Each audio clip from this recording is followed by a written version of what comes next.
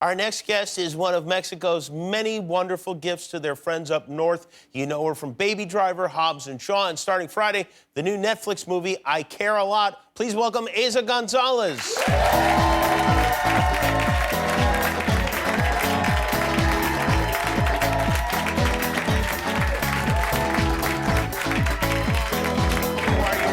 please.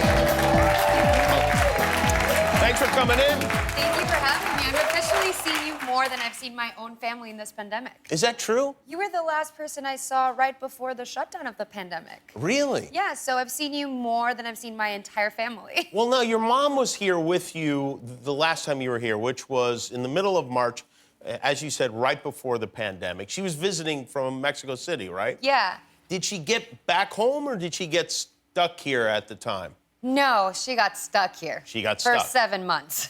For 7 months. It was crazy because my mother is a tradition now to come and see you because she just cares about Right. you. She doesn't care about me. She cares that's about nice. you. Because you've made her really famous too. She's like getting questioned in at airplanes and stuff like that. So she's like, I'm gonna come and be famous. And so she just came and see you. And I was here and she just came with a carry-on and she's like, I'm coming for 4 days and came for the premiere. And then she stayed for 7 months in the pandemic, which was wild. Living with your mother again at 30 isn't the greatest. How much did your mother give you for Valentine's Day? My mother isn't as nice as your mother. I have a Mexican mother. She threw me a chancla. No, I'm Guillermo's kidding. got a Mexican mother. He got $100. She gave me $100. Yeah. That's better than my mom has ever given me, for sure. Oh my God. No, my mom is really sweet. She's great. Your mother does seem to be really sweet, but I can understand that. Yeah, you expect her to be here for 4 days, and then it's 7 months, and then it might be difficult. And what was the most difficult part of being with your mom for 7 months? Well, the thing was really funny because it eventually became like living with your mother at 15, now 30 years old. And, Right. and it was reversing roles, which was really fun, I gotta say. Because now she lives at my home. I see, yeah. Which is great. It's this power, like, dynamic change, really. It was really fun for me.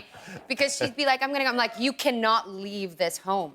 She's like, what do you mean? I'm like, you are in the third age. You are high risk. She's like, now I feel like a child. Like, this is completely how I was like, whoa, you treated me like this for 15 years. I get to, like, Right, you're take living that away under from you. my roof. You follow my rules. But it was wild because I haven't lived with my mother since I was 15. I left my Mexico and my home pretty young. So it was really interesting because now, like, imagine 7 months of quarantine. You're, like, trying to live a normal life and, like, dating was hard.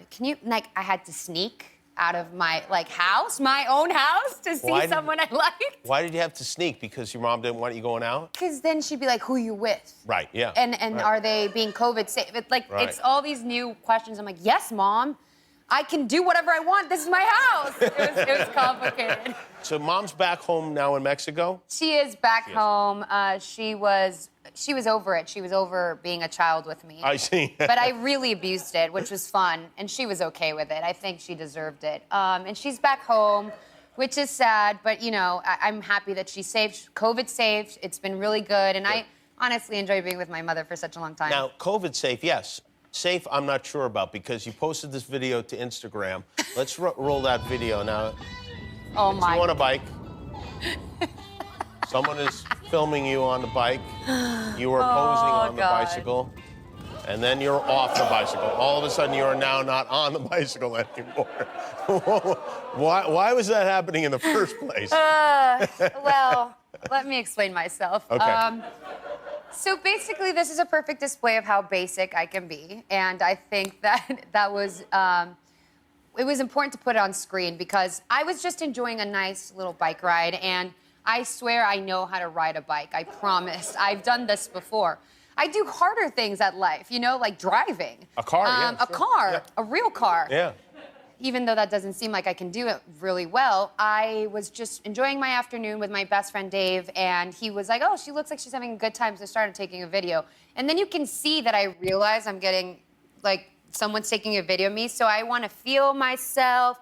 And then I have this cute little cherry bucket hat that I'm like, I'm gonna model this. And then I realized I pulled it a little bit too low, so I couldn't see the road. But you see it there? Yeah. But I really committed, and then I couldn't grab the handle because I couldn't see it. And then I looked in between that little space and I saw a car, and then it just went, you know. Dave's flying. lucky he wasn't killed videotaping you while he was riding a bike. You can hear him very concerned. He goes, "Oh no," which is really funny because I would have laughed my butt off. At Dave, yeah. Yeah. You did seem to land on both of your feet, though. Yeah, I'm like a cat. I mean, you can see I got a little bruise. Oh, you did? I can Ooh, show that's you not a little guys. bruise, There's yeah. a bruise. There's a massive bruise on my knee. There you go.